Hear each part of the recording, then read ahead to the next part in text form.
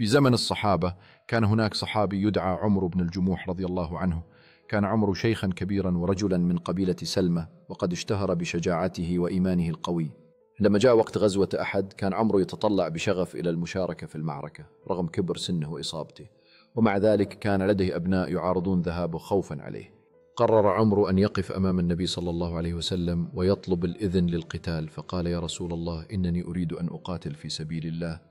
عندما أذن له النبي فرح عمرو وذهب إلى المعركة، حيث قاتل بشجاعة، وقد استشهد في ساحة المعركة وترك خلفه إرثا من الشجاعة والإيمان.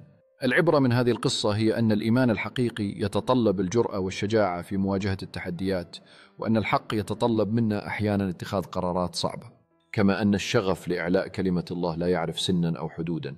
تظل قصة عمرو بن الجموح رمزا للشجاعة والإيمان، تلهم الأجيال القادمة للوقوف في وجه التحديات.